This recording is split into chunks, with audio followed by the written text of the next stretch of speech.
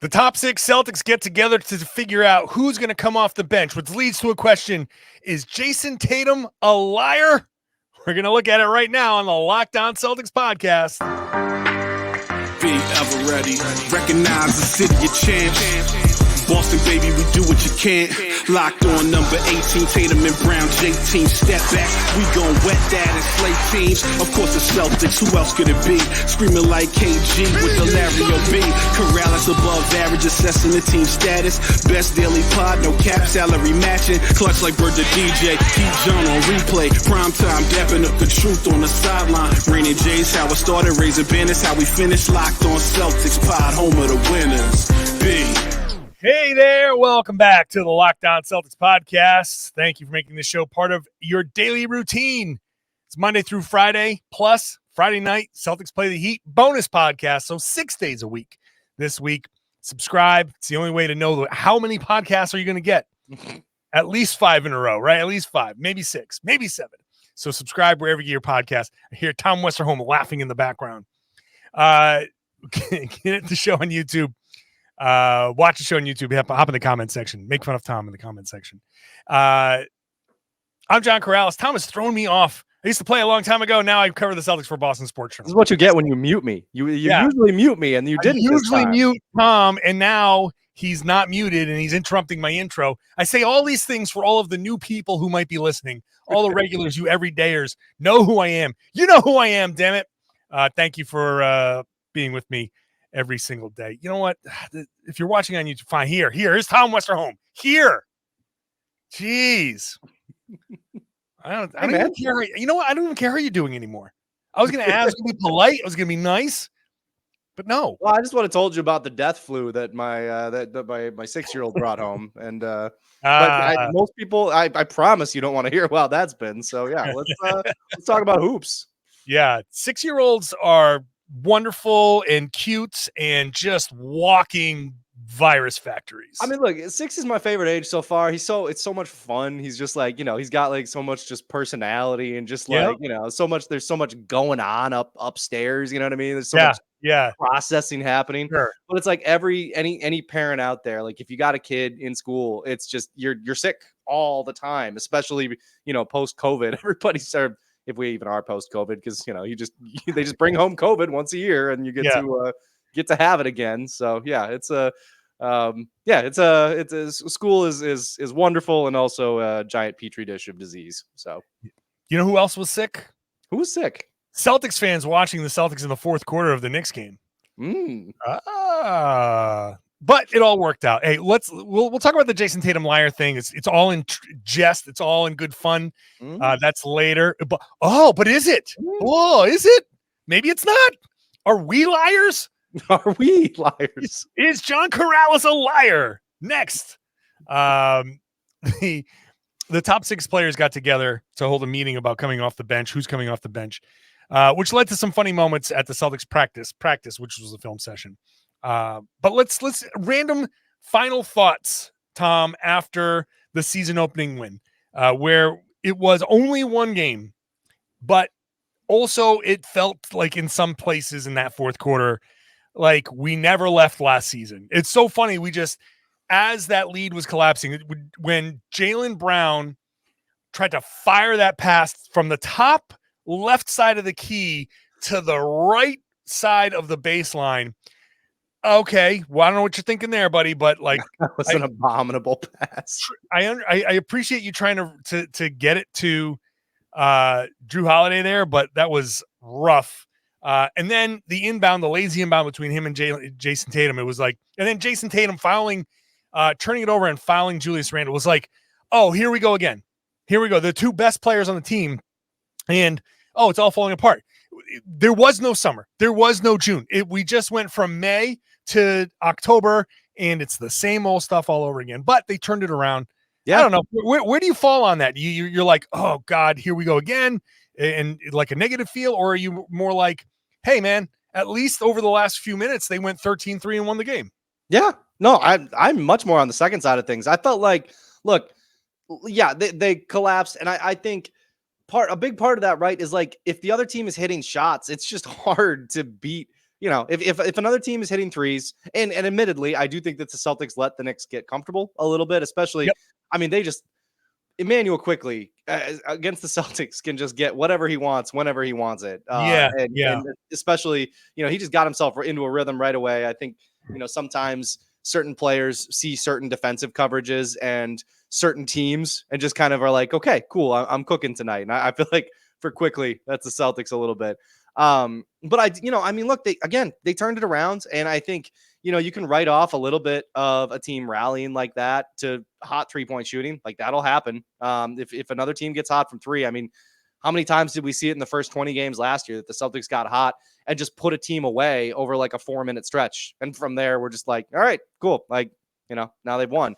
You know, I think, look, we saw it down the stretch, right? This team now has Kristaps Porzingis, and that is like, what an offensive weapon. Like, he is never going to, like we said all through the preseason, he's never had opportunities as easy as these. He's never had, you know, teammates. He's never, and yeah, first game, he's never had opportunities like this. I mean, he played really well last year. Like, he had, you know, he's had plenty of 30-point games in his career, but like, just so many of his shots just wide open, just great looks. And that's the thing about this new Celtics team is, like, yes, they like, there's going to be some similarities to last year. There's a lot of the same players, but there's also a completely new dynamic to the offense that is being added by a, 7'3" presence who can 8 feet. So yeah, that's a pretty good addition. If I'm the Celtics, I don't know. If I'm the Celtics, I'm feeling really good coming out of last night. Like, if this team stays healthy, they're so nasty. Today's show brought to you by Dave. Download Dave today at dave.com/LockedOnNBA. You can get up to $500 in 5 minutes or less. No credit check, no late fees. I think the general vibe has been today and after the game was, yeah, hey, good win. Yeah. The other guys on the other team, they are paid very well to play basketball, and the Knicks are not a bad team, right? They are, by all accounts, I think most people would say Boston, Milwaukee, top two. Philly, who knows what the hell they are? They just write them off, whatever. Cleveland 3, and maybe New York 4. Sure. Or and some people might say, hey, no, New York 3. And I'm like, oh, okay, not really, but people have been saying Knicks could be pretty good. So opening night at the Garden, yes. Did they let the Knicks get comfortable? Sure. Their defense in game 1 of 82, in game 1, not exactly fully crisp. Porzingis maybe a little too far back. Knowing that, hey, Mitchell Robinson isn't going to be hurting us from the top of the key when he sits that pick for Emmanuel quickly, but that doesn't mean you got to be down at the dots. Right. You can be up because you do have to worry about quickly, and you do have the size and ability to get back to catch an alley-oop. So you still have to be a deterrent in those moments. So also, I'm sorry, Mitchell Robinson lobs are not going to beat you. Like, that's just not going to be how you lose. No, that's right. Yeah. That's right. What almost beat the Celtics was a bunch of 3-pointers and the Knicks shooting 44% from 3. Emmanuel quickly can beat the Celtics because he's done it before. So yeah. Yes, he has. When he did that little 3-point dance in his face, and that was like a crazy night.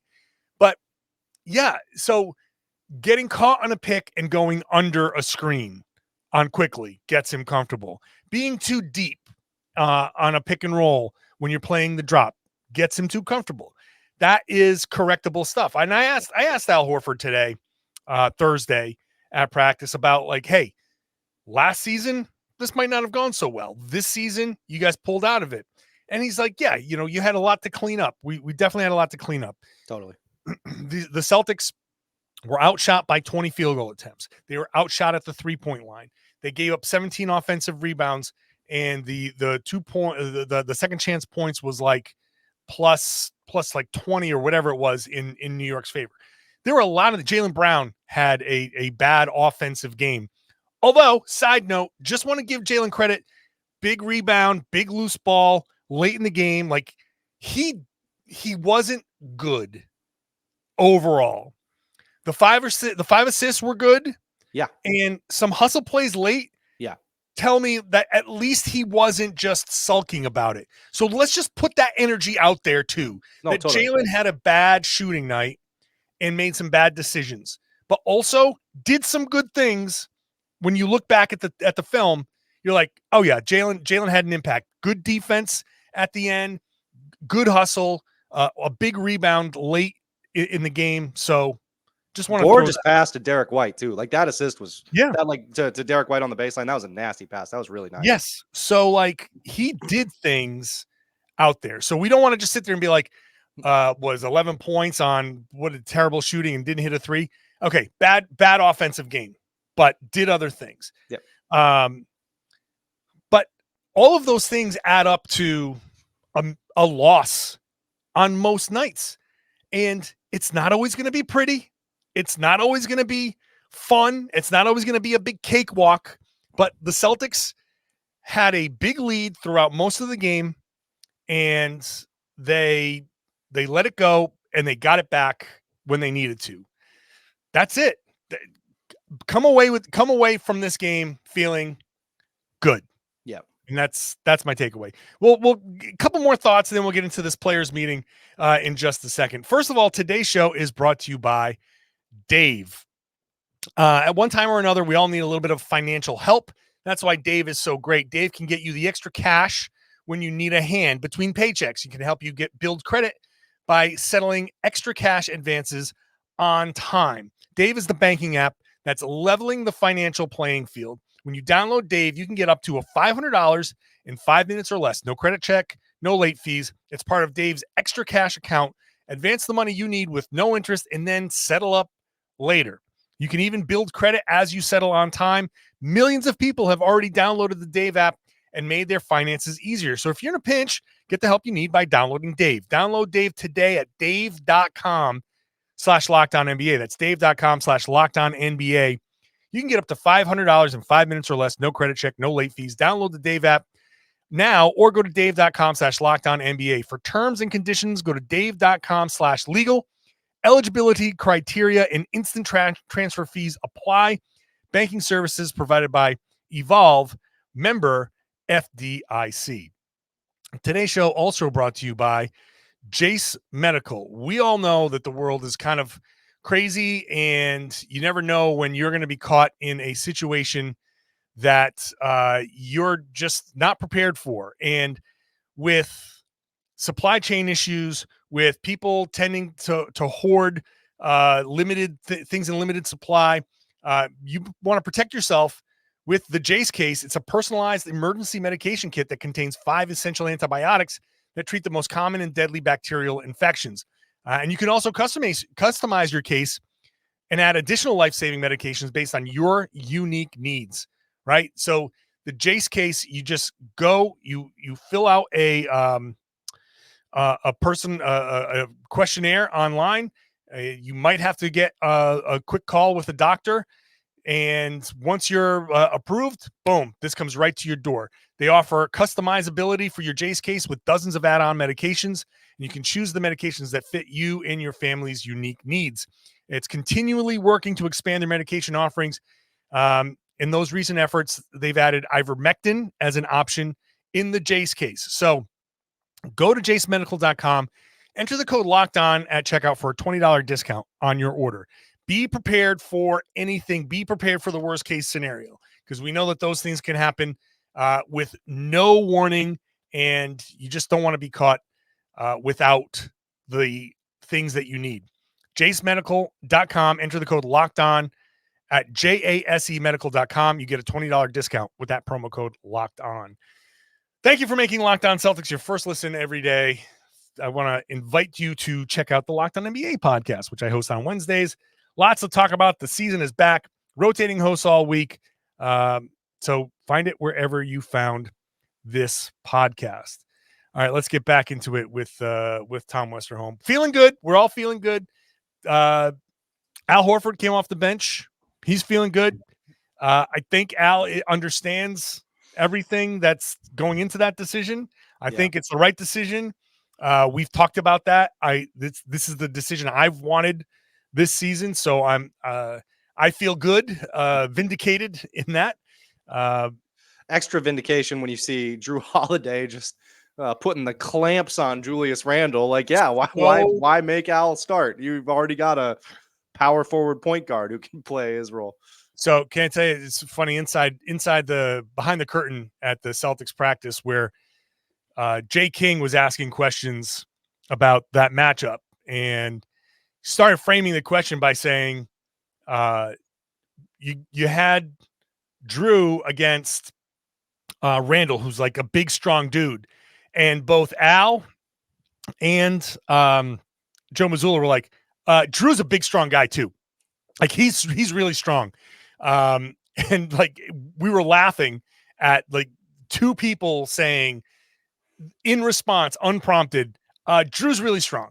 And as Al was walking away, he's like, Drew's a tank.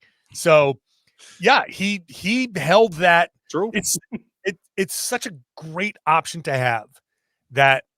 And Marcus Smart could have done the same thing in a lot of, but in what Holiday offers you as far as offensively, but it's different. But Holiday's in there mixing it up. You got a guy like Randall who, if you can't back down the smaller guy and you're just baiting Randall into shooting jumpers, well, perfect. That's what you want him to do. You want him to shoot a bunch of jumpers. And when those aren't falling, and they don't fall often, he's not a big jump shooter. It's amazing. It's great to have that option, and you can put the size somewhere else to be able to help off of somebody and come in and offer some rim protection. So it was really good and good coaching move. Can we give Joe Mazzulla a little bit of love for the coaching job, the right matchups? I feel like we've given Joe Mazzulla a little bit of love on this podcast recently, like deserved. But I do feel like we've been pretty fair to him recently. I think we have. Yeah. I just want everybody who listens to understand, like, hey, game one here. Yeah. The timeout usage was good down the stretch. Those two that he used right at the end, perfection. Yep. Tatum gets in trouble, great. Move it up the court. Perfect. The timeout with 4 minutes to go. Then the Celtics come out, get reset. It's that classic. He didn't wait for the mandatory timeout, the TV timeout. He took it. He had the two left. Yep. And used those to advance the ball, which was really, really smart because now you're able to get that. First of all, you're able to get Pritchard into the game. You're able to advance the ball, and Pritchard makes a great read there. So another good coaching move, by the way, getting Pritchard in the game, because that ended up being very important. Yep. And can I also say that I think Tom Thibodeau, after the two free throws, made a mistake calling a timeout because you had Pritchard on the floor. I agree. I thought the same thing. Yes. You had, and this is an argument that Mazzulla has said where you don't call a timeout in certain situations. They had, and Doc Rivers, I was watching the ESPN broadcast on my rewatch, and Doc was like, I don't know if I'd call a timeout here. And Thibodeau did. Yeah, you want to set the play. Fair argument. But you had the right defensive configuration for Boston that you could have taken it and pushed it, and you still had the timeout. Yeah. Take it, push it, probe, see if you can get in there and get a quick bucket, then use your timeout for later. Yep. You had that opportunity. I think it was the wrong move. So just to throw Joe out there, timeout strategying the veteran coach. Hey, I'm just saying. The progress is being made, man. I'm just saying. So good coaching move there. Good coaching move for Holiday on Randall, and good coaching move to get Al Horford off the bench. I think that was the right call. Maybe and getting him in there quick. I think Scal was the one who talked about this on the NBC Sports broadcast. Like, there wasn't like, somebody gets in foul trouble. There was it's just here's Horford, just immediately, like, get this guy in quickly, get this rotation moving, because you got six really good players right at the top. Right. Yeah. So again, good stuff. Good stuff from Mazzulla. I think there's enough good for day one of the regular season. Absolutely. You know what I mean? Like, people want perfection. I get it. We talk about things in terms of, like, everything we talk about is in terms of a perfect game. Sure. Yeah, right? totally. Things go wrong. We talk about the things that go wrong. It's this impossible, constant pursuit of a perfect game. It's never going to happen. But for game one on October 25th, when there was almost no opportunity to get these guys together for more than 30, 40 minutes in the preseason, and never against any other team's real best players. Right. That's important. Yep. You know, like they went through a whole preseason and basically scrimmaged themselves. The hardest basketball they faced was when they scrimmaged themselves. So, yeah, it's not going to be perfect. So people who are sitting there just like, oh, it's the same old stuff. Like, I get it. I totally get it. But look at the improvements. Look at the way they came out. Look at the coaching. Look at the way they finished. Look at who finished, right? Porzingis. Look at Holiday making plays. The new guys came in and did what they were supposed to do. The old guys who were there, are there some old habits? Yeah, those are going to have to be broken. But I think everything went well, including this meeting between the top six players, which let's talk about that in just a second here. First, today's show brought to you by PrizePicks.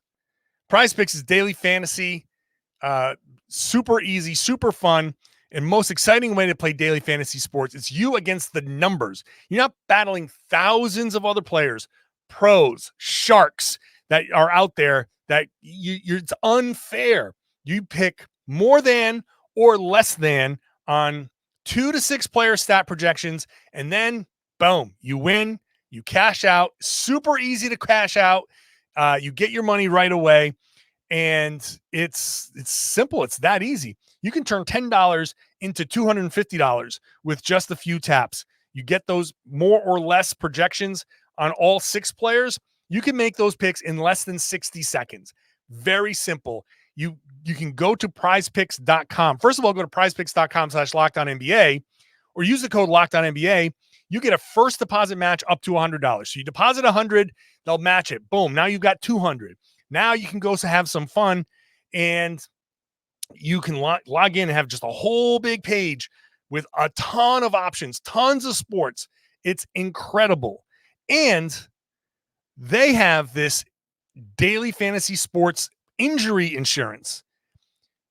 If one of your players in the NFL or college football exits a game in the first half, does not return in the second, that player is rebooted. PrizePicks is the only daily fantasy sports platform to have this kind of injury insurance. PrizePicks.com/LockedOnNBA. Use the code LockedOnNBA. You get a first deposit match up to $100. Very, very fun. It's daily fantasy sports made easy. Thank you for making Locked On Celtics your first listen. You want fantasy? You want Josh Lloyd of the Locked On Fantasy Basketball Podcast. That dude has got you covered for all your fantasy basketball needs. If you want to win your league, check him out. Find him where you found us. All right, Tom, who's muted himself and will not unmute himself. There we go. I thought it was interesting that the top 6 guys got together a week ago, which Derek White kind of filled us in on at practice. Thought it was interesting that Jayson Tatum said, come on, we're talking. And he's like, okay, we're talking. And that they all got together and basically said, look, there's 6 of us and 5 spots. Yep. And one of us is going to sit, and one of us is going to, sit to start. One of us is going to sit at the end. Maybe it's the same person at both spots. Don't know who it's going to be, but are we all good? Are we all good with this? And they all said, yeah, we're all good. Al Horford has been good. I remember last season he wouldn't have been. I think last season he was like, nah, I'm still a starter. I think this season he gets it, and he's fine with it. Probably doesn't hurt to be like literally one of the oldest players in the NBA and be like, Yeah. A little bit of perspective when the age starts creeping up on you. Yeah, like it gets a little bit more difficult to get out of bed in the morning. You're like, maybe I don't want to be playing 35 minutes. Maybe I want to play 30. Maybe I want to play 28, which would be fantastic. the minutes in that game, I gotta say though, I was not a fan of seeing Tatum and Brown at 38 and Porzingis at just about 38. That was not. If I am going to criticize the coaching and be fair, to see those high numbers, Horford played great, like 26 minutes. Derek White 32 was fine. Holiday at 35 is like, can we flip that with Derek White? But Porzingis, Tatum, and Brown all somewhere between 38 and 39. Too much. But Horford, pretty good off the bench, I'd say. Yeah. No, yeah, he was really good. I mean, a couple of big shots. Like, Horford's game does lend itself pretty well to a bench role. Like, yeah. Because I mean that set shot 3-pointer, just nice and solid, and like pretty reliable. Weird, like holding the ball like at front, like he's got this weird kind of like. Yeah, man, it's so ugly. But I don't know how he does that, but hoist that thing right into the hoop. Pretty well.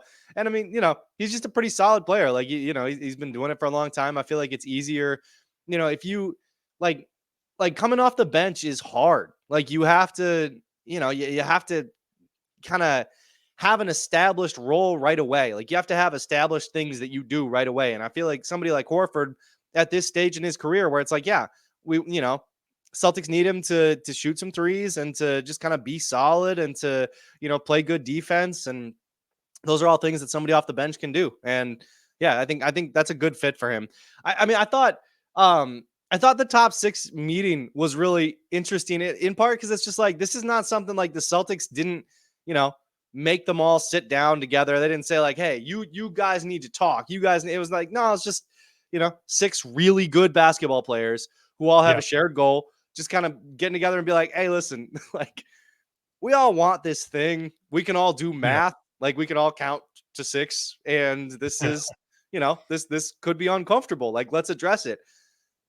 It's so healthy. You know what I mean? Like you and I went through the 2019 season. Like, we like, can you imagine like the best players from that 2019 team sitting down and being like, let's talk it out in that way? Like, of course not. Like, yeah, I mean, that's such a healthy way to deal with things. Like that's a good sign. I think that they did that. Like, I know it's going to be like, and I know there's going to be some eye rolly, like, oh, they told us all this stuff because, it looks good in the media and all that. And like, sure, it does. And that, but I don't know, man, we've seen teams that would not do that. Tristan Thompson was not gathering. Well, Tristan Thompson might have tried to gather everybody around, but, well, like, at the strip club. Yeah, right. Yeah. So, I mean, like, I think that's a good sign from this team that they're willing to do that they're willing to take those steps kind of independently and say, well, like it's a mature group this year. Yep. And like Derek White said that he voted for Jayson Tatum to come off the bench. That's very funny. I like that. Which was a nice, funny moment. And then Jayson Tatum tweets out, like, I told him there's one game this season. I'm going to come off the bench one game this season, which I would love to see. I would love to see it. Which brings us to a segment we like to call Jayson Tatum Liar? Because I know one other thing Jayson Tatum said he was going to do, and I don't think he's done it. Let's talk about it. Last season, when he broke Jaylen Brown's face, he said, I owe him a car or something. And like, he said, I'm going to get him a car. Like, okay. And I remember telling Jaylen Brown in the scrum in the locker room saying, hey, so JT says he's going to buy you a car. And he was like, really? He was like legitimately like lit up. He's like, really? And he's like, hey, Jayson Tatum, you going to buy me a car? And like off camera, Jayson Tatum just does like the little thing. And Jaylen's like, he's lying. Whenever he does that, he's lying. Which means like turmoil in the locker room is, here's Jayson Tatum lying about getting a teammate a car after viciously breaking his face. And now he's just lying, I would assume, about coming off the bench. Okay, over under on Jayson Tatum games off the bench this season. Tom, I'm setting it at 1. Are you taking the over? Setting it at 0.5? 0.5, yeah, 0.5. All right. You taking the over or the under? I'm taking the over. I choose to believe. Asterisk. Not injury related. Correct. Not like he sprained his ankle and he's coming back. He's going to slip. If he sprained his ankle, he would start anyway. Like, no, I'm taking asterisk and all. I'm taking the one. I think that he might do this because here's the thing: those 6 guys who all got together, like, mature, all that stuff. Also, if Tatum actually said that, yeah, man, it'd be kind of a funny thing to hold him to. I think they might do it. Like game 81. Tatum's not going to play the second half anyway because they've locked in like the first or the second seed. Why not? Hold him to it. Hold his feet to the fire. And while we're at it, Jayson Tatum, you're gonna be the richest guy in the NBA next year. You owe Jaylen Brown a car. That's right. I'm not trying to spend your money for you, but you owe Jaylen Brown a car. Hey, Jayson Tatum's plenty rich right now. He's made plenty of money. He can afford to give Jaylen Brown a car. He can buy Jaylen Brown a car and not some used thing off of Carvana. He needs to go get him like a legit, doesn't have to be crazy. Just get Range Rover. I think Range Rover is probably a cheap car for people in his circumstance. It doesn't even have to be like, get him a Camry. I don't know. Just get him, I mean, that would be such Jayson what Tatum. a jerk move that would be. Like, yeah, I'm getting you a car. It's a 95 Camry. Get him a new one. Get him something that Deuce can drive around safely when he get, all the safety features when Deuce gets, no, because he's buying Jaylen the car. Never mind. Yeah. I don't know. Get him a car. Get him a car. I'm taking the under. I mean, unless on the car or the I'm both. He's not buying Jaylen a car. He's probably not buying Jaylen a car. He should buy Jaylen a car. That's my. I mean, you should buy Jaylen something. Get him something because he said car or something, right? Yeah, I don't know. I get it next time I get a chance. I got to remember. You need to check in on this. I got to check in the next time I get a chance to talk to Jaylen. Be like, so I mean, you got it in now. Like you could just straight up ask Tatum if he's a liar. See how it goes. Yeah. Jayson Tatum, did you lie to our faces about buying Jaylen Brown a car? He's going to hate me because Jaylen's going to actually make him buy him a car. And he's going to be like, you cost me $100,000. And I'm like, sorry, just man. Pretend you had an all NBA vote and that you can get the money back. That's right. I have an all NBA vote. He's already qualified. Yeah, he already qualified. Yeah, he's already qualified. So it doesn't matter. Shoot. Jayson Tatum. Liar. Pants on fire. Get a Photoshop pants on fire with Jayson Tatum. Listen, okay, so what I'm doing here is I'm challenging Jayson Tatum. Don't be a liar. Like I'm taking the over because I'm a trusting person. I believe in you that you will buy Jaylen Brown a car and that you will come off the bench one time this season. So, fool me twice, shame on me. But he should just do it Monday against the Wizards. Just get it over with because he's not gonna come off the bench in the home opener. But the Wizards are absolutely horrible. They're on the road. It's a Monday night. Be like, yeah, I'll come off the bench. Just do it, get it out over with, and then Tom gets the crow about this next week. I need this. I'd love to see it. I would love to see him because that's not only would not only like cash in on the joke, it would be so incredibly disrespectful to the Wizards. It would just be like, hey, I think so little of you that I'm going to use this game to pay off a joke on whether I was going to come off the bench or not. Yeah. That would just be like, hey, Jordan Poole, I have no respect for you and your gunning ways. All right. Well, can I just say, since we're at minute 34 anyway, that I really like watching Jordan Poole play basketball? Indiscriminate gunner fits it's just so smooth. Look, I mean, I respect a good defender. I respect a good defender as much as the next guy. But if you're just, I mean, take a look someday at like Jordan Poole YouTube clips, and it's just like it's just gorgeous basketball. The man knows how to move with a basketball. It's very nice. Tremendous scorer. Tremendous scorer. Yep. Horrible basketball team. Yes. I was going to say does not contribute to winning, but what am I saying? He's got a ring. He won a ring. Yeah. I mean, it beat the Celtics. Yeah. Contributed quite a bit. Contributed quite a bit to winning. So shut up, John. I was just going to end the podcast there. Cool. All right, man. Appreciate okay. you. Bye, Tom. Thank you, everybody. Excuse me. Thank you, everybody, for sticking around. I hope you're still here. Like I can tell people leave as the podcast goes on, but there's a few of you who are still here at minute 35. So thank you very much. Love having you on board. Hope you enjoy the podcast. Again, this is the Friday podcast, but I'm not done for the week because they play Friday night. They play against Miami.